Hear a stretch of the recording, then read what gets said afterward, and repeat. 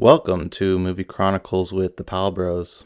Now, I know there seems to be an endless spiral of bad stories coming from Hollywood, and we may see Hollywood as the dumpster fire that it is, but it is true. We still love movies. That being said, we desire the destruction and death of Hollywood and the end of the reign of the evil and corrupt men and women telling these awful stories. We desire a rebirth of the film industry through the telling of good stories that lead to Christ being glorified and one day reigning over the film industry. If you wish to support us in our mission, head over to patreon.com/thepowellbros or follow the link in the show notes.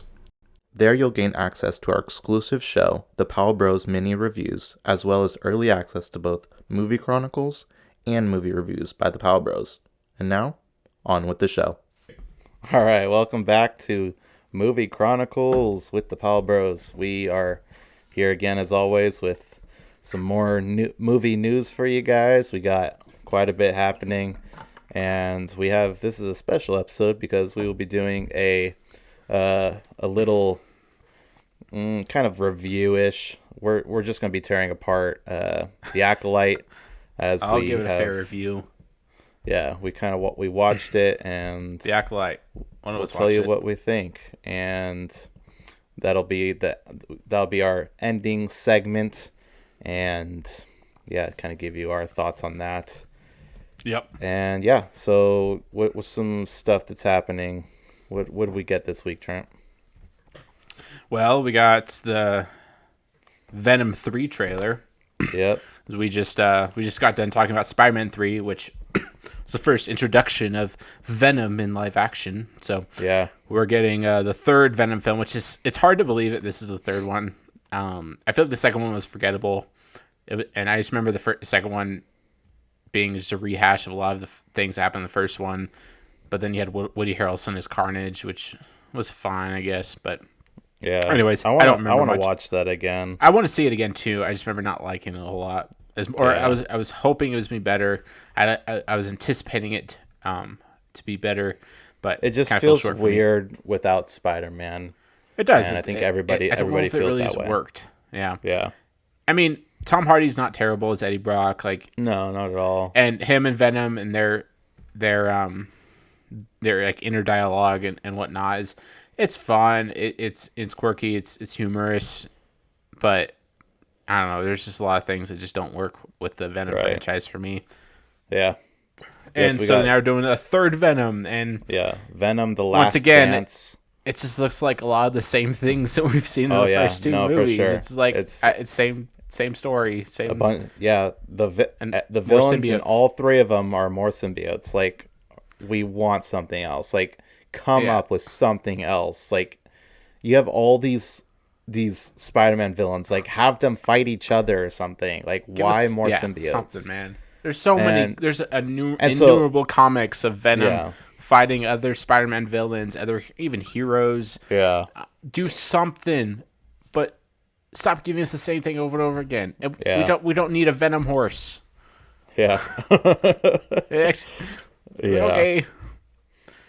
So this is an interesting trailer because we see it takes place right after the end credit scene for Spider-Man No Way Home. He's in the same clothes the whole movie. Yeah. Well, all the trailer, he's in the same clothes, so it's just a straight continuation from that. But what's weird, so at the end of No Way Home, in the MCU timeline where, Captain America, Iron Man, Hulk, Thor, where all of them are, that timeline, a little piece of the symbiote gets left, right? With the bartender and all that. And then Eddie Brock goes back to his world, right? And that was made very clear in the movie. Well, in this trailer, we are in that timeline, and they capture the little symbiote that was left there.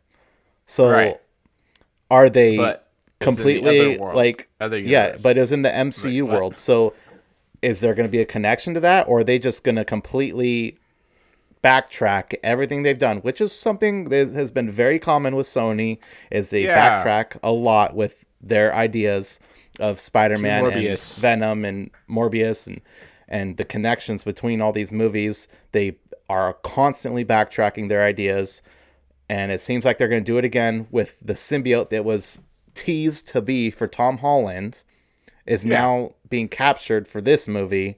But in Tom Hardy's and Eddie Brock's but universe, was it in Eddie Brock's universe? Was it in the MCU? Because you see that same guy who plays who plays another character in the MCU. He plays what's his face from Doctor Strange, Mordo. He plays Mordo in Doctor Strange 1 and 2. He has like dreadlocks in the second one, I think. He was teased as the villain at the end of the first one. Yeah, it's the same actor. So he's in this, but he's in this universe, the Sony universe, I guess, because he's in it throughout the rest of the trailer, and he has the symbiote that was supposed to be in the other universe. So, I don't think they know what they're doing. I don't think they care at this point. It seems to me that I think they backtracked throwing things out there. Yeah, they backtracked the whole tease for Tom Holland to be Spider-Man. And I mean, maybe Tom Holland will show up in this. There was a lot of rumors that he was going to. I'm not going to get my hopes up again for the fifth Sony movie that Spider-Man's going to show up. There's no reason to get my hopes up for that. What's been happening in the past is they tease him and then they backtrack on it and take them all out. Like Spider-Man was literally seen pictures of Spider-Man was in like the Morbius trailer. Did we get to see him? No, we didn't. And there was lots of rumors that some sort of Tom Holland or Andrew Garfield Spider-Man was going to be in Madam Web. Should be Andrew Garfield. No. And they've continuously backtracked on their ideas. Did you notice who else is in the trailer? Who? Dr. Connors, Lizard, the actor who plays him. He's like a hippie in a van with a guitar. Really? Same actor. Yes, they cast him and put him in this movie. What in the world? What? Yeah, no, I was like, 100%. If they don't like talk about the multiverse in this movie, I'm going to lose my mind. I'm sure. Well, they might. I mean, I don't know. Who cares at this point? It's whatever. I don't get it. Like, remember we're getting Kraven annoying as well this year. So yeah, Kraven, the animal activist, right? Each one of these movies, there's been a rumor of Spider-Man showing up. It has not happened, and I don't know if it ever will. Probably not. If they want these movies to succeed in any way, they have to bring Spider-Man in. And I think they know that a lot of people go to these movies with some sort of false hope that Spider-Man's going to show up, and that's where a lot of their money comes from. And especially these weird teases, like I think they definitely capitalize on it as much as they can. Morbius, who'd they put in the trailer? I don't remember.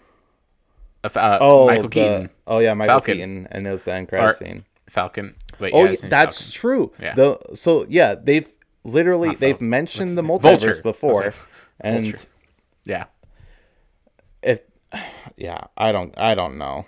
I wonder if that little thing was the end credit scene for this movie. You know, like probably getting the little thing was probably the end credit scene of them saying that now he's in the MCU or something. I don't know. I don't know, man.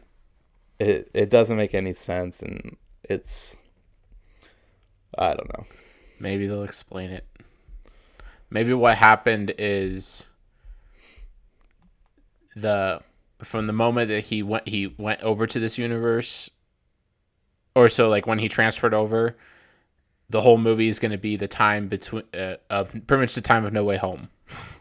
So he's going to be running around the MCU while Spider-Man's fighting off his villains with the two other Spider-Man. Eddie Brock's off doing something else, and then he goes back to his world at the end of the movie. We solved it. That was it. Yeah, that's to me. Yeah, exactly that. I don't know, man. I don't know. There's not a whole lot explained in the trailer. Obviously, they're teasing that someone's going to die, that Eddie's probably going to die, or Venom's going to die, or something. Yeah, and then most of the Last trailer Dance. was him making a horse into a Venom horse. And Yep. Sure. I hope, like, I want this version of Venom to have a connection to Spider-Man. Like, wouldn't it be so cool if this Venom saw Spider-Man and then changed like his logo to like the classic Venom Yeah. logo? Well, he did see Spider-Man He on the did see TV when he Spider-Man, yeah. in the end credit scene. This Should have these done it then, but yeah, like to actually see Spider-Man and interact with him. it would be Even so like cool. I'd be fine with Tom Holland Spider-Man. Like I'm not a big fan of Tom Holland Spider-Man. Yeah, Some no. aspects of it. We've talked about this before. I'm not a fan of what they did with the character. I'm a fan with him. He's a good Peter Parker.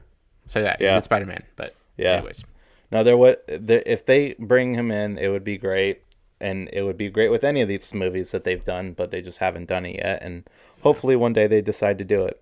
And yeah, maybe. so I guess that's kind of enough of that. We got I don't know if you watched it. I haven't even watched it yet, but we got the new trailer for the new Alien movie, Alien Romulus. Romulus. Yep. Romulus. I have not watched it yet. I was going to watch it. Yeah, I'm so over trailers. Yeah. I'm at the point where it's like I don't care anymore to watch trailers for movies because they yeah. they either spoil something or they don't give enough about the movie to get you excited about it.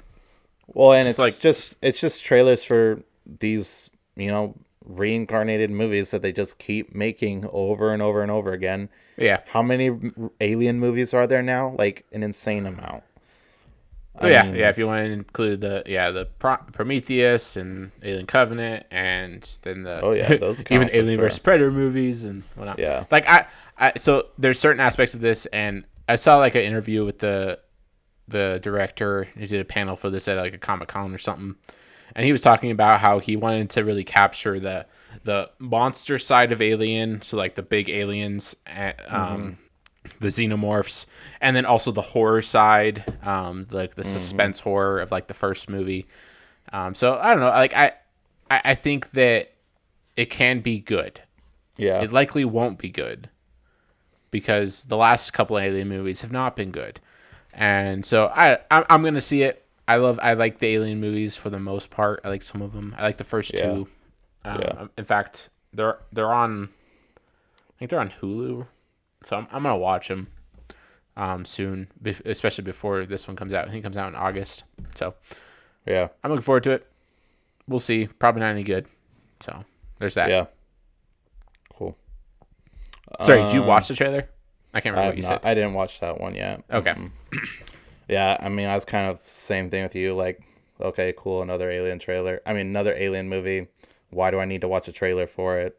My guess is there's an alien and there's people and they're getting attacked by the alien.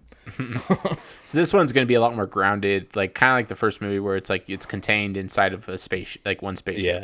Yeah. So like I'm okay with that. Which tells me enough to know, like, I know exactly what the trailer is going to be like. Yeah. You know? True. It's another female protagonist. I think they handled Ripley mostly well. So we'll see what they do with this new one. They probably won't do a good job, but we'll see. Yeah. Another trailer that came out was the new Knives Out story, new Knives Out mystery. Oh, I didn't see that. Wake Up Dead Man, a Knives Out mystery. Oh, he's got pirate. Daniel Craig returning again as Pinoy Blanc. Is gay boy Pinoy Blanc? Gay? What? Is he gay? Yeah, he's gay. He's super gay. How? Did you see the second one? Oh, no. So they implied it in the second movie. Ryan Johnson and I think said it in like an interview about the first movie. They implied it in the second movie. I can't remember what it was. There was like he talked about like past experiences or past relationships or something. And he made a comment. And anyways, sorry. Not to ruin it for you. Yeah, totally ruined it for me, Trent. Well, it's like when J.K. Rowling said that Dumbledore is gay. You know, it's like, I mean, yeah, the prequel movies, yeah, he's definitely gay, But I never even saw the third one. I never don't saw care. the third one either. Yeah, Okay. no. I mean, they took Johnny Depp out. I'm like, okay, I'm out. Yeah. But like, if you watch the original Harry Potter movies, like, yeah, I don't need to know that he's gay, and I'm not We gonna don't think need to about him know being gay. what his sexuality is. This is what is so annoying about Star Wars. We'll get into it, but like these Star Wars creators and directors and actors, they're so interested. They care so much about the sexuality of these characters. Who is C-3PO gay? Oh, is R2-D2 a lesbian? Oh, Well, sorry. yeah, no, R2D2 is a lesbian. It's official. Apparently, it's official. It's canon. Was the headline. Harvey Weinstein's former personal assistant said it. Okay. Sorry, we'll get into that later. But it's just they're so obsessed with who our characters are sleeping with. It's like it's their identity. They want it to be their identity. They want it to be all that the character is about. And if you don't know what their sexuality is, then then the character's not interesting to them. And so they have to throw it in our faces for everyone else to see. It's like we don't care. This is not how you tell stories. This is not how you write characters. It's ridiculous. It's annoying. But yeah, the whole thing with Dumbledore is dumb, and it was just like she just decided to make it canon later on. Rian Johnson, I think, like wrote that character to be flamboyant and gay. I mean, he's not that never mind. He's not flamboyant. Well, there's some things he says and does that it's like okay, here. But anyways. Yeah, and I should correct myself. It's not a trailer. It's just a teaser. Rant over. It was like an announcement for the title. Oh, and okay. Stuff like that. I was like, I'm pretty sure I saw that announcement. And because it's like pirate themed or something. Yeah. Yeah. Wake Up Dead Man, and yeah, I liked the Knives Out movies. They're fun. They're good. Yeah. I don't like Rian Johnson because of the way he did Star Wars, but at this point, man, I think what Rian Johnson did to Star Wars is better than what everyone else has been doing to Star Wars. Yeah. You know what? I'll take Last Jedi any day over the Acolyte. Yeah. Do you have anything else? I have just one other little thing. No, I thought I thought we were just going to talk about the Acolyte mostly, so I was just mostly focused on that. Yeah, no, that's fine. Movies coming out. They decided to, I don't know. There's not. It's just kind of dry. I mean, we're getting into the middle of summer, and there's just not much coming out. You have Despicable Me 4 for all Despicable Me fans, and those are parents with kids. I'm gonna take my boys to see it. It'll be fun. It's a father-son story. I'm excited about that actually, and I think it'll be good. Other than that, it's a great season to get out, get some fresh air. Enjoy the nice weather and right. Last thing I had was a sad announcement that Evangeline Lilly is hanging up their wings. What? Because she's not a she, I guess. Really, Evangeline Lilly? Yeah. Like Kate from Lost? Yeah. No, she's a made up elf from The Hobbit. Yes. What? Anyway, wait, is she really? She's retiring. Yeah. She goes by. She has they them pronouns. Yeah. When was this? I don't know. I feel like I would have known about this. Ever since she shaved her head, I think. Oh, she shaved her head. Okay, whatever. Well, I'm so you out saw of it. I don't care. how she looked in the last Ant-Man and the Wasp, Quantumania. Oh, I saw that movie once and forgot about it completely. Oh wait, no. I've not seen Quantumania. You know that. I've never seen Quantumania. I'll never see that movie because it was dumb, or it looked dumb. Yeah, I've heard it was dumb. The visuals were horrible. It wasn't the worst movie. I know. You were okay with it for the most part, but yeah, I've never seen it. I've no. The visuals I don't. Were awful. I don't have any interest in seeing it. Yeah, no, there's nothing you're missing out on really. All right, cool. Let's get into the Acolyte. Sorry, she's not acting anymore. Yeah, she's not retiring. doing a Lost reboot. I'm just kidding. Nope. Yeah, she went full woke. I don't care. So I don't like. We watched Lost again. Well, we're on like season 5. I didn't have this opinion before, but after watching it this time, I really do not like Kate. I don't like Evangeline Lilly's acting. I don't think she's a good actor, and I don't like her character Kate at all. Like, she annoys me so much. It's not even like really anything she does. It's just the things she says and how she acts is just kind of annoying. Yeah. And anyways, that was just something to point out. So yeah, sorry for sure. No, you're good. Sorry to be negative all the time, people, but I'm going to continue as we talk about this next topic. Yeah, let's get into the Acolyte. Trenton, Tobiah, you were crazy and you watched both episodes. Crazy? I don't know. Okay. I mean, how you got that far. I mean, I was doing it for our supporters, for our fans. Okay, I suffered through this. All right, and I did suffer. It was rough. If I had more time to waste, I would have kept watching. But I went into it about 13 minutes, and they were talking about the main characters' mothers, multiple mothers, and I'm like, okay, no, I laughed that's enough. so hard when I heard that. I'm like, that's enough. That couldn't have felt any more forced. Just wait till I already had a whole list of complaints up to that point. 13 minutes into the first episode, I already had a whole list of complaints, and that was the one that I'm like, okay, great. There's no need to keep watching. There's officially gay characters in Star Wars. I'm out. Well, there's been gay characters in Star Wars for a long time. Have you ever seen C-3PO? We'll get into that. For context, people, there was an interview of Leslie Headland and Amanda Sitwell or something like that, the main actress of The Acolyte, and they were talking about, or someone asked her, Leslie Headland, hey, like, how do you feel about making the gayest Star Wars project ever? And she's like, what? Who's saying that? That's the gayest? I don't know about that. And then she's like, actually, I'm okay with that. I kind of like it. I kind of dig it.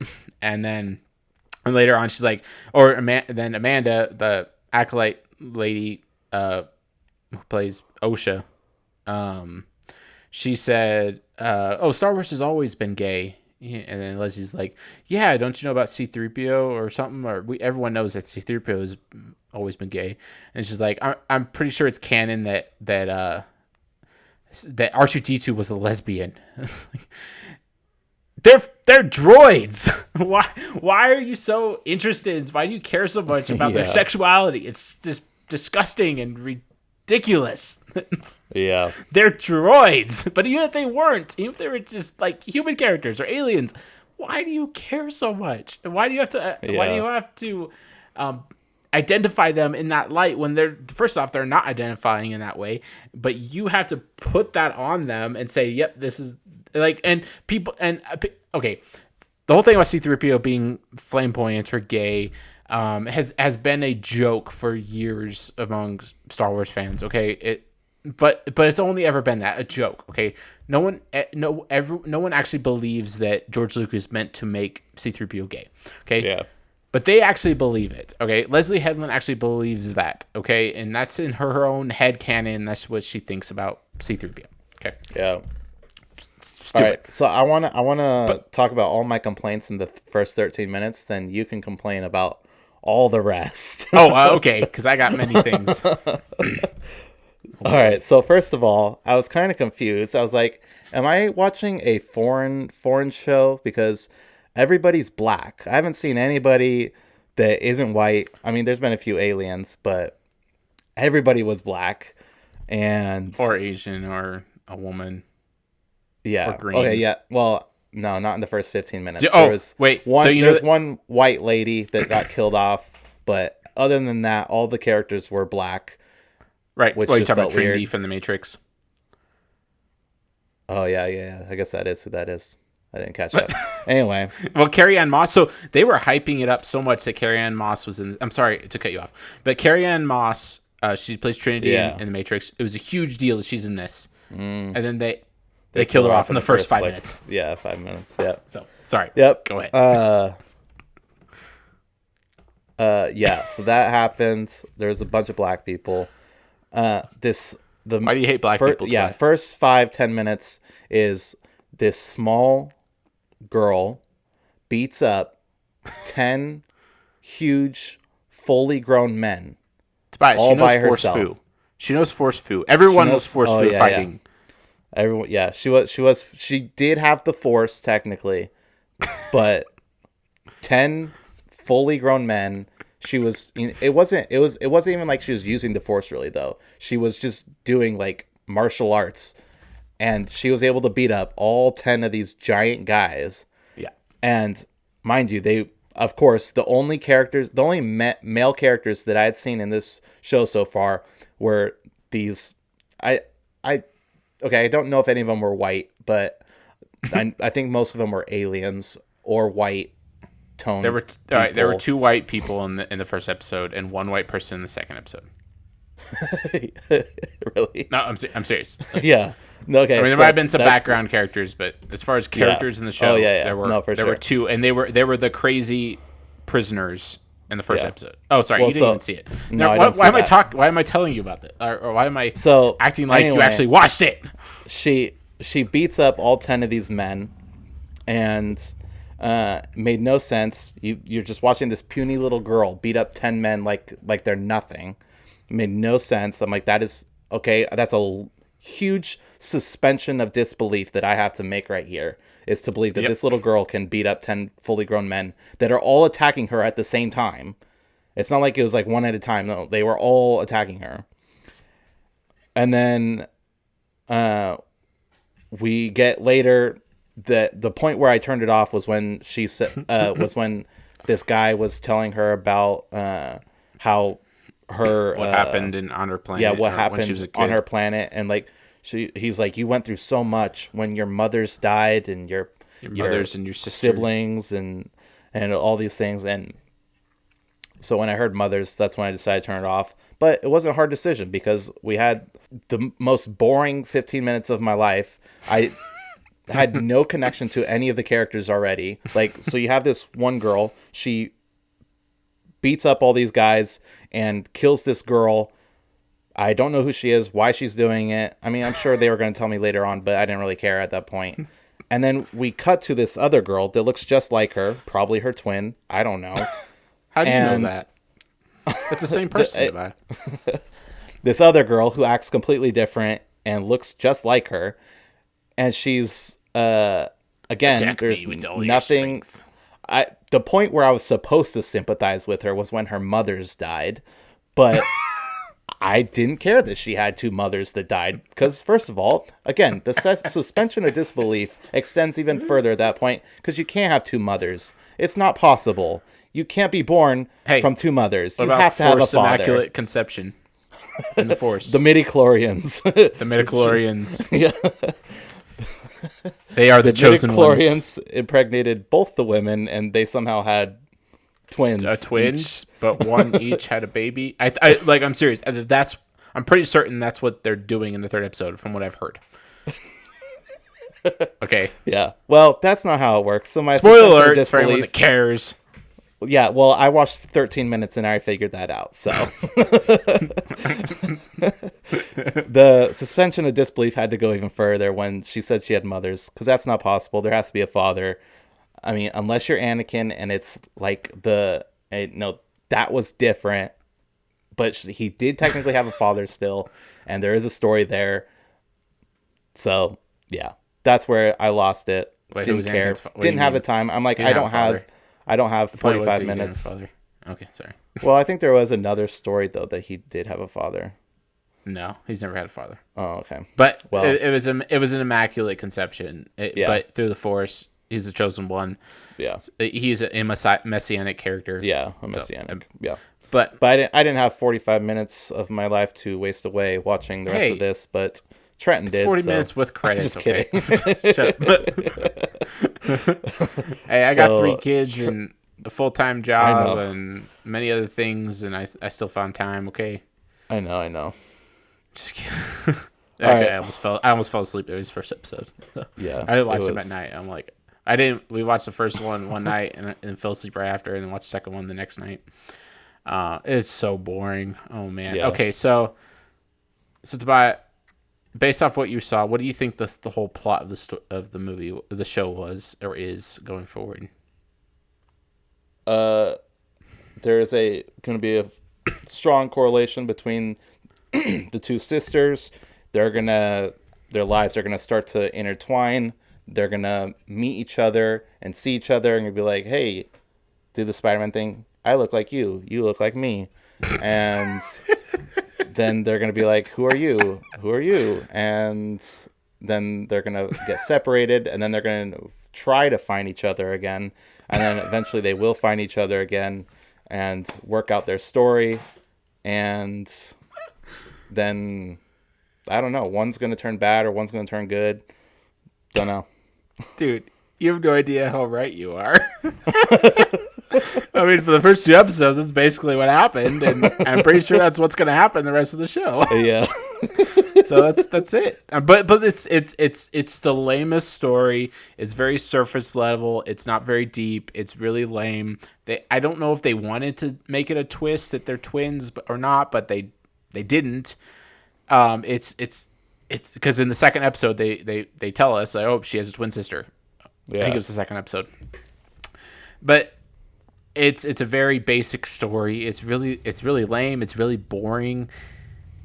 A lot of plot convenience, a lot of character decisions that don't make any sense. And just they make it very clear from the beginning that these creators, these writers, Leslie Headland, I'm pretty sure she wrote and directed this whole show. Oh, did you know that Kathleen Kennedy, when Leslie Headland pitched this show to her, Kathleen Kennedy literally cried because of how amazing it was and how impactful it was. I heard that, yeah.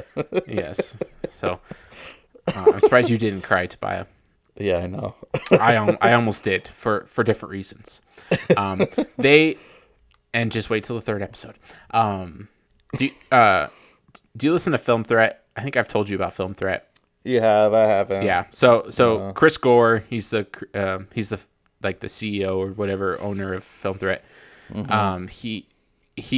Him and his he does a podcast with another guy named Alan. But they do a weekly podcast, or they do it like a few times a week. But anyways, they were given early access to. They get early access to films and stuff, but they got early access to watch the first 4 episodes of The Acolyte. So I know exactly what happens in those 4 episodes because they did videos on it and just pretty much unpacked it and told us how incredibly ridiculous it all is. But the creators of the show make it very clear that they know nothing about Star Wars. They do not understand Star Wars. They are interpreting Star Wars through their own lens and recreating it for their own purposes. I have one question for you. When was it that you really lost faith in Star Wars? Like leading, like 2014, right? 2014 that Disney bought Star Wars. Okay. From then on, at what point were you like, I have no hope, like I've lost all hope for the future of this franchise, or do you still have some hope for what could be next? I have no hope anymore. Okay. I'd say I lost it probably fully at the 3rd season of Mandalorian, but before that it was just it was a constant downward slope, and that's like where the end of it was with the 3rd season of Mandalorian, and that's where it just kind of hit, like where I kind of realized, like, no, this is the end of Star Wars. They've become so much about their agendas and identity, the sexual identity of characters, and making sure there's diversity in Star Wars, and they're just reinterpreting things in their own ways. And these creators of these shows, they make clear they don't know anything. Dave Filoni, sure, he was sidekick to George Lucas, like, you know, he sat under the man himself, but I've lost faith in Dave Filoni even, and for a while I was holding on for Dave Filoni. I was like, okay, everyone else is crazy, Kathleen Kennedy's crazy, J.J. Abrams, Rian Johnson, like, they've ruined Star Wars, but Dave Filoni, he's gonna be able to save the day. He's gonna be able to make things right. After Ahsoka, I lost all hope. I hated Ahsoka. Like, I tried to like it. I think Mandalorian season 3, I lost hope. There were, well, at least one episode of that season I didn't even watch. And at the end of that season, I was just so done. It was just so awful. It's terrible storytelling, completely ridiculous character choices, and just how they concluded it was just and before that, you had like of course the sequel trilogy, which was awful, but we got in the midst of that, the Mandalorian. So that Yeah. Mandalorian gave us hope, and we also got Rogue One. I personally like Solo: Star Wars Story. Other people don't, but I thought it's a well made movie. And you get all these other things, and you also got things like Kenobi, which had a lot of issues. Book of Boba Fett had a lot of issues. They weren't I had a lot of issues. Horrible, they were awful. They weren't horrible like identity I think they politics were. shows. Well, But I think they were just terrible stories, and yeah, But what they did is they took these masculine, good male characters and they ruined them. They did that Right. with Luke Skywalker. They started with Han Solo, Force Awakens. Mm-hmm. They did it with Luke Skywalker in Return and Last Jedi. Rise of Skywalker, they killed off the other third character, Leia, and butchered her character as well. As far as male characters, well, Ben Solo, they made him look like a chump, and he died a pretty lame death. Yeah. And then you get Boba Fett, completely ruined him, made him completely emasculated him, made him very weak, and he just he wasn't able to stand up against all these these crime bosses. And I mean, kind of did at the end, but it was just the whole season was just terrible. Obi-Wan Kenobi, he gets bested by a little girl Leia, or a little young Leia, and gets shown up by her multiple times, and he's just a beaten up old miserable man who has no hope in life, and he goes on an adventure but kind of learns a lesson, but then he ends up in the same place that he ended up in Revenge of the Sith. It was a completely pointless show. And then you get Mandalorian. Great first season. Decent second season, though I think second season had a lot of eye candy, or they were dangling a lot of keys in front of us. They're like, oh, look at Boba Fett's back. Oh, look at yeah, for sure. Luke Skywalker is here. Oh, what was the other big cameo? Did you say Ahsoka? Well, and Ahsoka, Bo-Katan, all them. Yeah, Bo-Katan. Yeah. And then, but like as far as the story, it wasn't that great. No, for sure. And then you get season 3, and Bo-Katan takes up the mantle, takes the Darksaber, and makes a complete loser out of Mandalorian, and his character is completely ruined forever for me. And sort of, I mean, they can kind of redeem it, but I don't care anymore. It's like whatever. Ahsoka, Ezra Miller completely ruined his character. And you know what? I'm supposed to be talking about the Acolyte right now, but I'm going over Disney Star Wars because I don't want to talk about the Acolyte. Yeah. But my point is, I don't care. Like everything that Disney has produced at this point, Rogue One maybe is fine. I'm sorry, I didn't like Solo. There's probably some aspects of Solo that I would like if I went back and watched it. I don't care. Like anything Disney has produced, they've ruined Thrawn, one of my favorite characters in Star Wars, my favorite characters in the George Lucas Star Wars. They completely ruined him in Ahsoka. I have no hope for him going forward. I have no hope in Dave Filoni. Dave Filoni is so obsessed with Ahsoka. Don't forget about Andor. Andor was a show. Andor was a show. Yeah, it was. It's like, okay, fine. Maybe I'll watch season 2, but I'm not. And like maybe I'm more interested. I'm probably most interested in that one because it's separate from everything else that's been going on. Yeah. But I still don't have much hope in it. But for sure. Anyways, Dave Filoni, everyone kind of praises him as like the guy that knows George Lucas's Star Wars. But everyone's now realizing, oh, Dave Filoni is supporting the Acolyte. He's praising it, actually. He's doing interviews with Leslie Helen and saying how great she is and how great this show is, okay?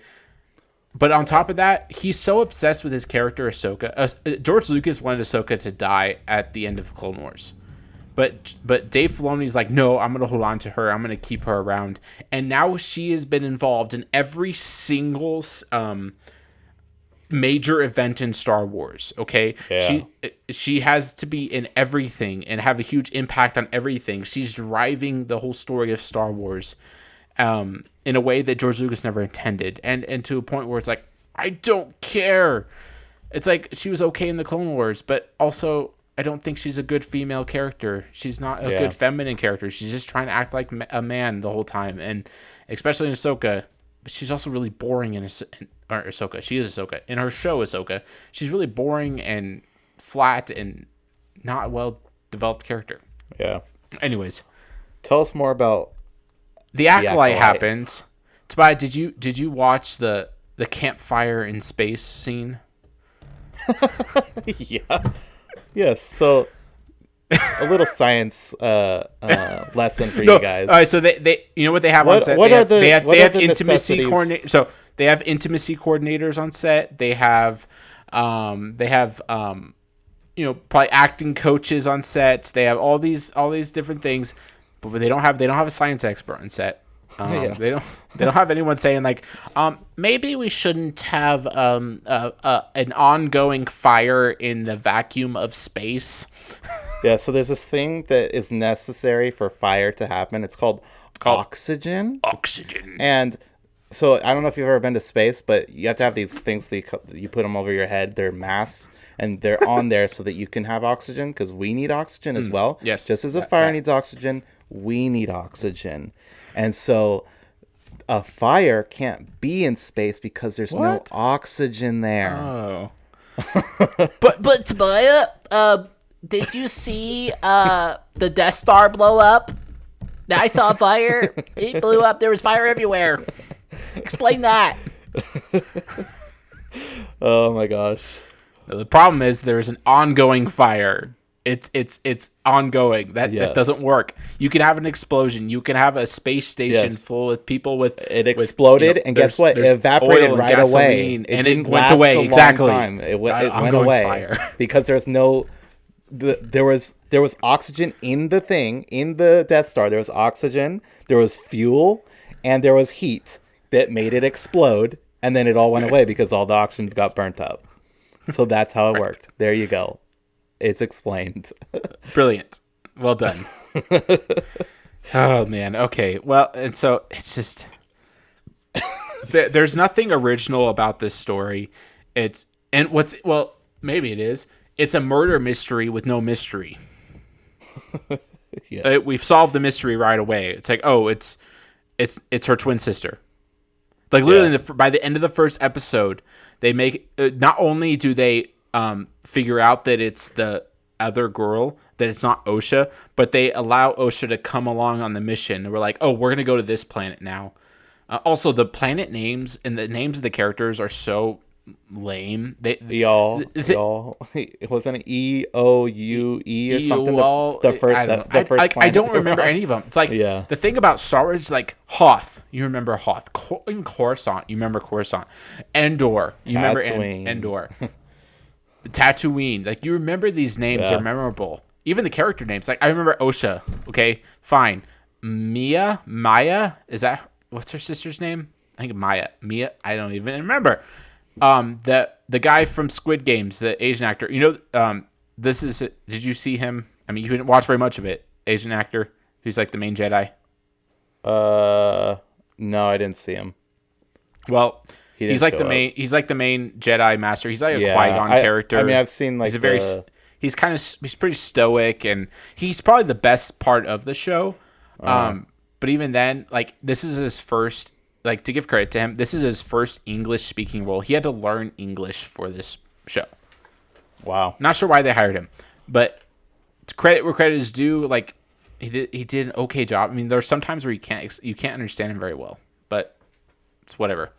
He's a very stoic character. He does give a lot of emotion, and he's fine. Like I don't have anything against his character, for the most part, except for those little things. But also, he was just hired because he's Asian, like because he's not white.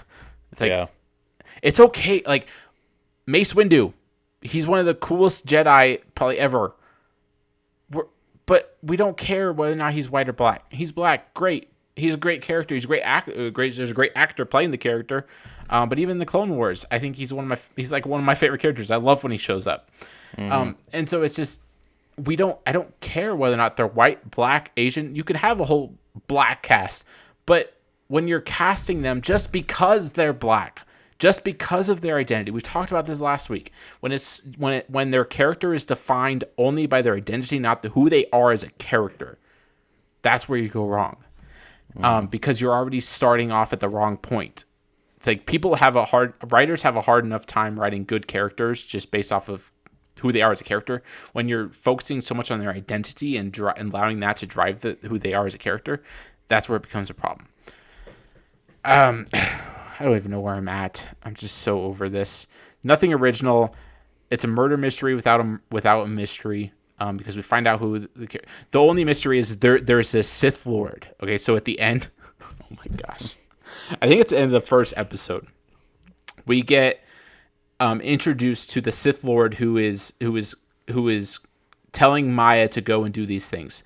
So apparently Maya is supposed to kill 4 Jedi who were involved in her disappearance or her supposed death. She was supposed to have died on this planet when she was a little girl. And there was 4 Jedi there that were supposed to be on this planet to, I don't know, look for these. They're looking for Force sensitives, I think, and they find these 2 girls. And there's a big incident that happens. We'll find out in the 3rd episode. And anyways, there are 4 Jedi. So there's the Asian guy. I just can't remember his name. I actually feel bad that I don't remember his name. But I probably shouldn't. There's Carrie Ann Moss, Trinity from Matrix. There's the Wookiee. And then Tobiah, I really wish you would have seen the 2nd episode. I'm really upset that I'm serious. Please watch the first 2 episodes and then watch the 3rd episode next week, and then you can be done. And that's it. I will never ask you to watch an episode again. I will watch them just so I can laugh at this. I find enjoyment in watching these, okay, because of how ridiculous they are. Okay. Yeah. I was willing to give this a chance. I really was. I was like, okay, let's watch it. In the first 2 episodes, they were pretty bad, but they weren't as bad as I thought they would be. Like, at least they told a story, and there was characters, and there was some development. I also want to give credit where credit's due. The 13 minutes that I watched, the cinematography wasn't that bad, and the visuals were not that bad. It gets bad. I thought they were pretty good. The 13 minutes I watched. The choreography in this show is like, it kind of, you think it looks good, but when you actually watch it a little bit closely, it's really not. And apparently what they did is, you remember watching the special features of the prequels, right? Yeah. Watching Ewan McGregor, Hayden Christensen, Ewan McGregor, do sword fights with those plastic swords. They would break them all the time, but they would use actual plastic swords to fight. They would do Darth Maul and Liam Neeson. They would choreograph their fights, and you'd be able to watch the special features, and they were really cool, and like they were well done, well choreographed. They worked hours upon hours to get those fights down. Yeah. This show, apparently, what they've did with the choreography is that they couldn't match that level of like the prequels. So what they did is they slowed down the choreography and did like slow fights, and then in the show they sped it up. Okay, so if you slow down the show, you can tell that this is actually, like, to a certain speed. This is actually the speed at which they're doing it, but they're speeding it up because they can't actually do it that speed. So, anyways, it just looks really bad, and once you see it, you can't unsee it. Yeah, it's just, all the choreography is it's just not good. It's really not. The lightsaber, we need to. I know. I'll just. I can't stop. I have so much I want to say. I hate the lightsabers in Disney Star Wars. For one, they're using these LED lights on set so that you get like the light effect, the aesthetic effect when you're using a lightsaber instead of just adding special effects. It's like, okay, I get it, fine, but it just looks like a lightsaber that you could buy at like a store or like buy online. It really doesn't, like, a lot of times it really just looks like a glow stick. It doesn't actually look like a lightsaber, and that really annoys me. But also, apparently, if you look at the hilts of this show, like the lightsaber hilts they're using, they have this big, like, thick part of the saber on the top of the hilt. It's because that holds the LED lights. And if you look at all the sabers, they're just really thick and just awkward. And it's I was watching the show. I was like, why in the world do they look like that? It's like, oh, it's because that's where the LED lights go, so they can just have lights on set and they don't have to add it into special effects later. Yeah. It's dumb. Well, they overuse that LED effect on their faces so they totally much. do overuse it. Yeah. Like they're like, oh, it looks so great. Let's do it 1,000 times. Right. So, anyways, couple things. Star Wars is gay, apparently. Yeah.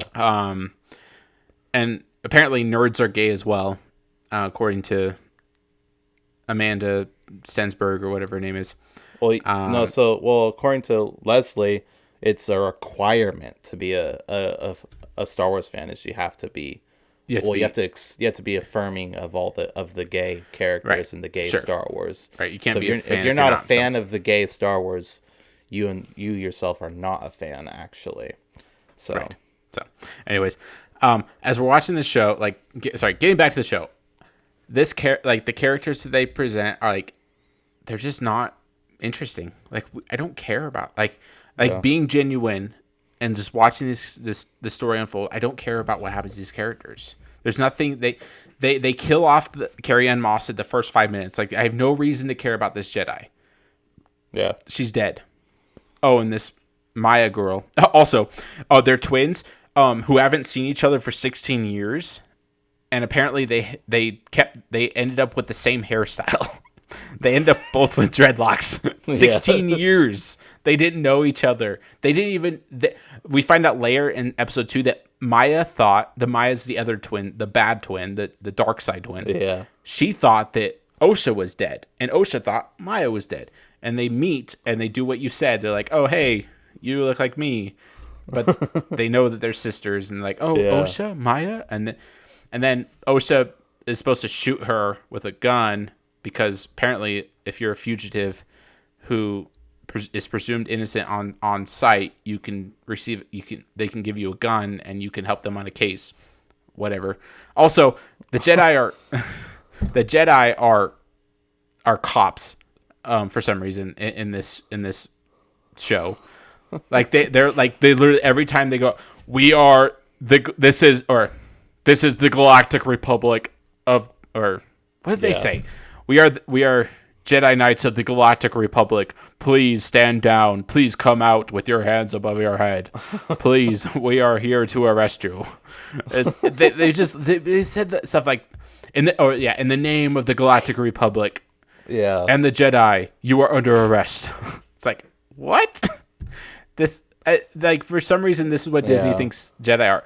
I'm just waiting for the next episode where they say that that Jedi lives matter. Yeah. Well, I think it's like what you said. They just take these little snippets of Star Wars and then they get this whole idea of what Star Wars is based on little things. Like that is something that's how what's his name? Right. Mace Windu, he says that. In the name of the Galactic Senate, you are under arrest. Right. Like that's something he says, but that's his character that acts that way. That's him. That's not all Jedi, you know? Right. No, all Jedi are cops in this show.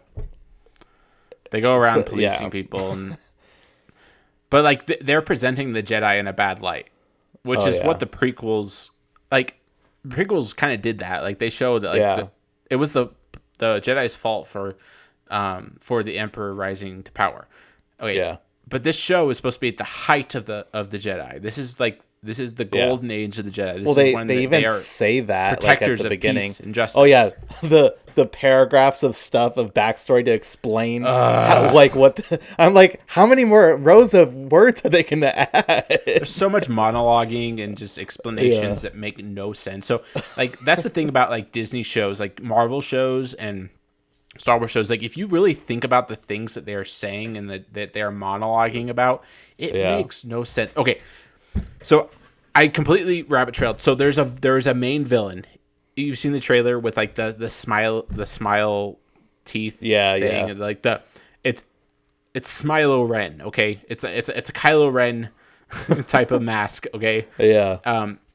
That's the mystery, is who is this Sith Lord? Or I don't know if they said that it's a Sith Lord, but this is supposed to be a show about the Sith, by the way. Yeah. So I'm assuming it is, but you have one scene where like they're by an ocean and Maya's going up to them and this Sith Lord ignites his lightsaber. Apparently it's a he. There are theories about whether or not he's a she or she's a he or it's a they or them or I don't know. I don't care. But that's the big mystery throughout the show. Mm-hmm. The towards the end of the first episode, I think it's the first episode, this Sith Lord has this monologue, is talking to Maya, and he says, "The Jedi live in a dream they believe everyone shares. If you attack a Jedi with a weapon, you will fail. Steel or laser are no threat to them, but an acolyte kills without a weapon. An acolyte kills the dream." Can you please explain to me what I just said? No. What the heck is an acolyte? It's like a person, like someone who's like being trained by in a cult or a religion or like a being trained for something, I guess. Okay. But for some reason, this acolyte can't use a weapon. That like the Sith Lord wants Maya to kill Jedi without a weapon to prove that she is a Sith Lord or something. That is wild. Yeah, this show doesn't seem like it's gonna be that great. It's just yeah. Yeah. Yeah, it's one who assists like someone within like a religion or like a group of people, a clan. So with the show being called The Acolyte, is it because they're both twin sisters are kind of an acolyte of different religions? One's of the Sith and one's of the Jedi.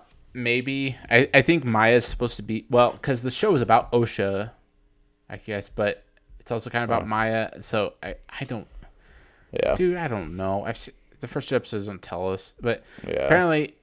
But and also the delivery of this monologue line is so bad. It's like the person who delivers it pauses at every sentence, every word. It's like the Jedi live in a dream they believe, and it's very deep and like it sounds like Kylo Ren almost. So the big twist is that, or the big twist is going to be to find out who it is. We'll find out who it is.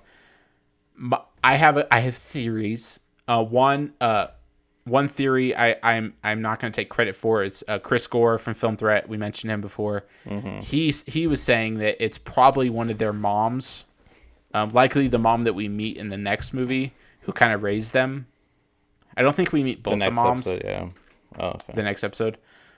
It's likely one of the moms, and she's like a Sith Lord, because apparently they die. The moms die, but also the sisters are supposed to die, so the mom probably survives.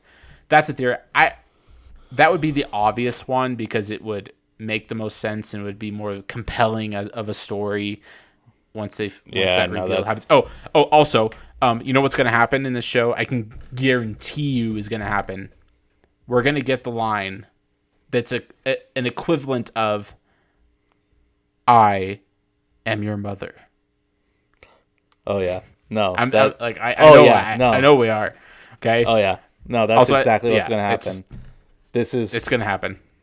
This is a female interpretation of Star Wars. This is a female. The Force is female. Version of Star Wars. Episode 3. This is exactly that is it. Yeah, no. The episode 3 is about the Force being female. No, because the Force is female. I can literally see. What's her name? The creator of this show. Leslie, I remember now. Leslie. Yeah, Leslie. Anyway, so her name is. Her pitch to Kathleen Kennedy that made her cry. That was it. Like, it's these two daughters that are separated from their parents. They think their mothers. Not the parents. Yes, sorry, not parents. Their mothers are dead, and and one of the mothers is a Sith, and the daughters find out that one of the mothers is the mother, and she says, "I am your mother," and that makes Kathleen Kennedy cry. I can see it Probably. now. That was probably it. The other thing. So, Well, did you meet the green Jedi? The bald green lady? No. She might have been there. I don't know. So, did you see the scene where all the younglings are being taught by... No. Well, you haven't seen that. Okay, so you haven't seen her. Well, anyways, there's a character in the show. She's green faced. She's a Jedi Knight. And she's bald. Uh-huh. That actor is Leslie Headland's wife. Oh my god. So Leslie Headland, the creator of the show, cast her wife, quote unquote wife, in this show. She's a terrible actor. It's terrible delivery of the lines. Doesn't know how to deliver lines. Yeah. Very bland, very flat, just terrible. She has like a few scenes, I think, but it's just not very compelling. My theory, one of my theories, is that she's the Sith Lord. We'll find out later, because she's kind of a little antagonistic to the heroes. She's like a little more stern, like, oh, I think things should be this way. I think we should do this, but whatever. So there's that. The other thing is, there was rumors that there was a transgender actor in this show, and we haven't seen, to my knowledge, a transgender actor. That's probably going to be that could likely be the Sith Lord. Yeah. Because in the subtitles, I think it says a he. Everyone says it's a he, so it's probably a biological woman. Yeah. Even the monologue delivery, it sounds like a woman speaking. It sounds like something a woman would say, I guess, in a sense, or how a woman would deliver it, in a sense. So it probably is. There's that was it. So you remember X-23 from Logan, the actress who played her. Yeah, so she's in this. Yeah. She's in this. She's a Padawan to. So you saw her, right? Maybe. I don't so you think saw the male Jedi, he's younger. He talks to Osha. So he's a master to. I'm pretty sure his Padawan, I think he says, is X-22. Okay, yeah. 23? X-23. 23. Sorry. 23. She's in this. She solves multiple problems in the first two episodes. She completely humiliates her master multiple times. There's a problem that needs to be solved, and he comes up with a solution, and she's like, "No, I don't think we should do that. I think it would make more sense to do this and this and this." And then the other Jedi master, the Asian guy who's kind of, he's the big dog, he's the leader of this group. He's like, "Yeah, I think she's right. I think we should go with her plan." And then he completely sidelines the master. It's ridiculous. Wow. But completely humiliates him because she's a young female. Yeah. And young It's not females have surprising to at all. humiliate older males. And even if they're a diverse cast or a black man, it's getting really annoying. It's just the same old. Oh yeah, for sure. But I'm sure she's going to do it multiple times throughout the rest of the show. Yeah. I have a couple of things. It's just. I think we should just stop it here. One more. They spent $180 million on this show. $180 million. They spent like $90 million on all of Kenobi. But they're like, no, I'm going to give $180 million. I'm going to double it.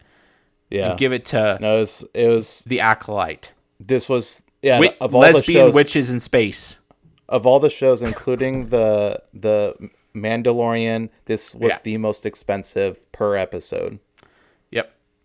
Yeah, it's like it's basically a 4-hour movie. Like after you take away credits and stuff, like this only going to be 4 hours of actual television. Yeah. And you spent $180 million more than a movie. It doesn't look like it. The production. You mentioned the cinematography looked fine. I think it probably looked fine for the first 10 minutes. Yeah. But after that, it's just it looks like a fan film. Like it really does. But it looks like a fan film made by fans or made by people who aren't fans. That's the issue. Right. These people aren't fans of Star Wars. They're fans of their version of Star Wars and how they interpret Star Wars. Yeah. And you know what? I'm over it. Yeah. Yes, I'm gonna watch. I might not watch after episode 3. I don't know. I kind of want to. I want to see the reveal. Is there only 4 episodes? The Sith Lord. Oh, there's 8. Oh, okay. Yeah. So, There's 8. It's 8 episodes. So, man, guys, we'll hear. Thank you guys for watching this podcast. I'm sorry that I'm ranting. I like Star Wars. I grew up with Star Wars. I grew up loving this show. These movies. Like they hold a pretty significant part. They're a significant part of my childhood. Okay, and I love the first 3 films. I like the prequels, and they tell a great story, and they're inspiring, and they're just good movies. I'm sick of what has happened to that brand and to what Disney has done to this franchise that I've enjoyed and that I've appreciated a lot. And it's like, whatever, I can get over it. I am passionate about it, sure. Maybe I shouldn't be as passionate as I am, but mostly it's because I'm just flabbergasted at how much they've ruined it. It's something that I've grown to love and enjoy. So for sure. Thank you guys for listening to my ranting. Sorry, you'll have to hear it a handful more times until this season's over, and then I'll probably move on to something else. But I don't know. Tobiah, do you got anything positive for us to talk about? Nope. That we already went through everything I had. And in the second episode, Maya breaks it. Oh, once again, I wish you watched second episode. Real quick, Maya breaks into a Jedi temple, and she finds a Jedi who's been sleeping for 10 years, and she convinces this Jedi to wake up because of something that happened in the past, to wake up and drink poison to basically off himself. And that's it. That's how she kills the second Jedi. She convinces him to take poison, to willingly drink poison to off himself. Okay, but also she breaks into a Jedi temple. Yeah. She isn't caught, and then she also escapes that Jedi temple and comes back later. Oh my god. And then leaves again. And it's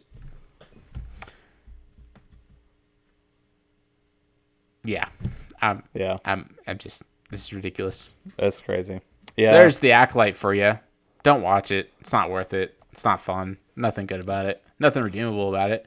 Like, there's really nothing redeemable. Like I said, it's an unoriginal story. Nothing compelling. There's nothing about the characters that are worth following or that hook you. There's a Wookiee Jedi that we learned about at the end of episode 2 that we'll find out in episode 4, who's probably just going to die. Actually, I know they're going to die. Spoiler alert. So there's that. Yeah. This has gone probably too long. Wow. So that's fine. I mean, I wish I had something positive to end on, but there's just not much going on. And all I can say is, I guess the positive thing is, I mean, we're gonna be going over our top 10 movies. I'm looking forward to this for next season of our movie review channel. So if you want to listen to those, head over to our movie review channel. But we're going to be going over our top 10 favorite movies. We're going to draft for all the movies we're going to review that season, and it's going to be a lot of fun. And we're going to be watching good movies, and we encourage you to follow along with us. Watch the movies that we'll watch. Something I can do is I can put in our notes what movie we're going to watch the next week to keep you updated, so you can watch it and then listen to our review of it. And yeah, it'll be fun. We're looking forward to it. We've been excited about it for a while. We've been putting a lot of work into it, and we put a lot of work into all these podcasts. And if you want to support us, you can head over to patreon.com, and links in the show notes as always. And you can support us there. We do our mini reviews there. A lot of newer movies that we review and stuff. So yeah, we put out a lot of stuff for you guys to consume, and good stuff to watch, and we also have a couple movies on our Patreon for you to watch. So yeah, lots of stuff out there, and that's what we're encouraging you guys to do is to glorify God in all that you do and watch good movies. So Yes. we thank you for listening, and we'll catch you next time. Thank you, guys. Bye. See you later. Bye.